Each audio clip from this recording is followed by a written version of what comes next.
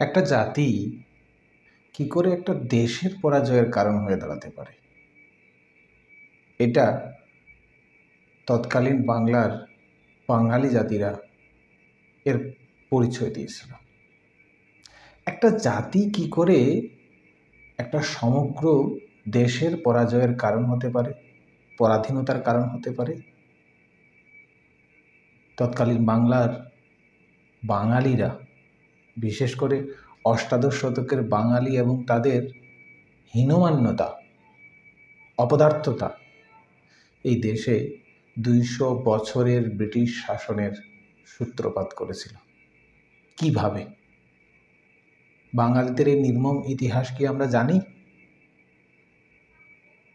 আমরা ঊনবিংশ শতকে বা তার পূর্বে বা তার পরবর্তী সময়ে, বর্তমান সময়ে শ্রেষ্ঠ বাঙালিদের ইতিহাস পড়ে থাকি, তাদের অবদানের কথা আলোচনা করে থাকি, কিন্তু ক্লাইভের আত্মজীবনীমূলক গ্রন্থ যদি পড়ি তাহলে বিষয়টা অন্যরকম হয়ে দাঁড়ায়। ১৭৫৭ খ্রিস্টাব্দের পলাশীর যুদ্ধে ভারতে সাম্রাজ্য বিস্তারের সাফল্যের যে চাবিটা, সেই চাবিটা পেয়ে গিয়েছিলেন ক্লাইভ। কিভাবে?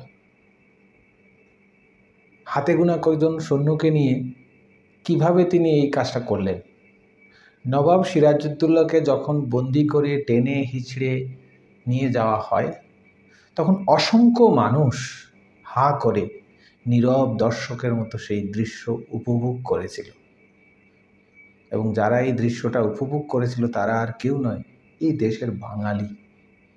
শুধু তাই নয়, পিঠে ছুরিকাঘাত করার পূর্বে নবাবকে কাঁটাওয়ালা সিংহাসনে বসিয়ে এবং ছেঁড়া জুতো দিয়ে পিটিয়ে যখন অপমান করা হচ্ছিল, তখন হাজার হাজার মানুষ এই তামাশা দেখে ব্যাপক বিনোদিত হয়েছিল। মাস সাইকোলজিটা একটু খেয়াল করে দেখুন। এই জাতি ২০০ বছরের গুলামি সাদরে গ্রহণ করে এইভাবেই। একটি মজার তথ্য দেওয়া যাক।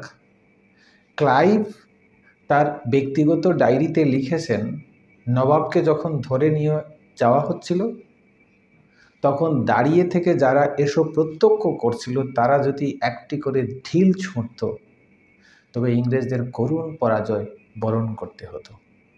আরও চমকপ্রদ তথ্য হচ্ছে ১০,০০০ অশ্বারোহী, ৩০ থেকে ৪০,০০০ পদাতিক, অসংখ্য কামান, গোলা বারুদ সহ বিশাল সুসজ্জিত সেনাবাহিনী নিয়ে পলাশীর ময়দানে এসেছিলেন নবাব সিরাজউদ্দৌলা।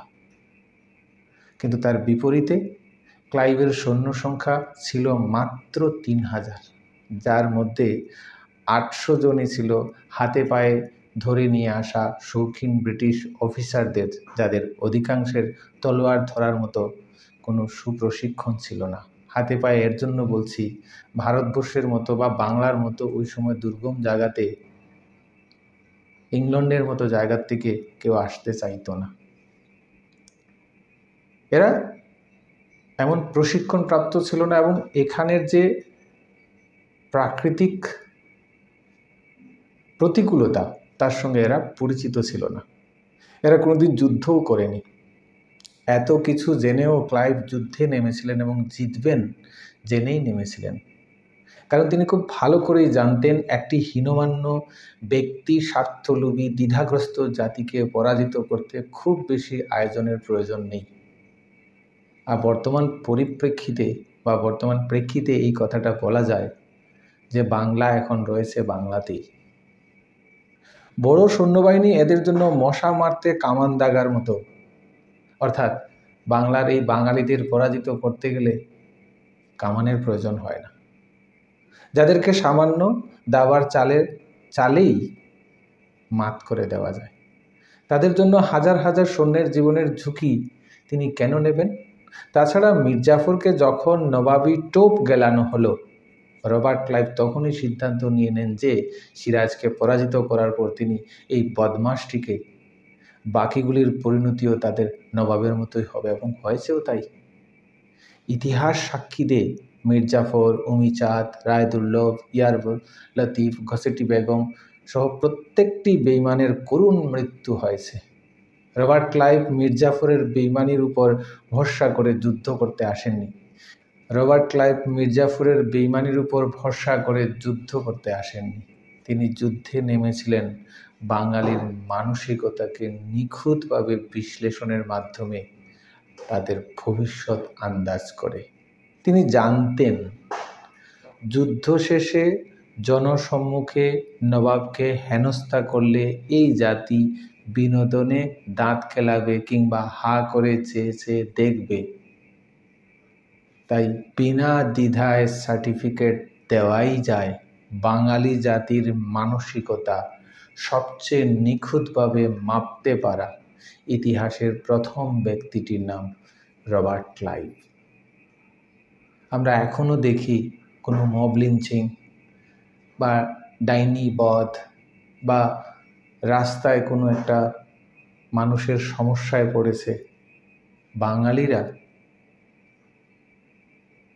সব দিক থেকে চিন্তা করে কিন্তু নিজের ভবিষ্যৎটাকে চিন্তা করে না, নিজেকে সেফ করতে থাকে।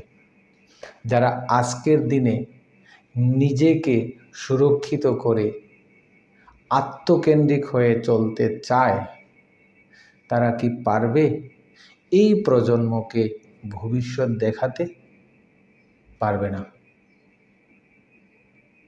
পশ্চিমবঙ্গ এবং বাংলাদেশ যদি সবটাই বাঙালিদের তীর্থভূমি হয়ে থাকে, তাহলে সেই বাঙালি কোথায় যারা একটা সময় দেশ গড়ার কাজ করত?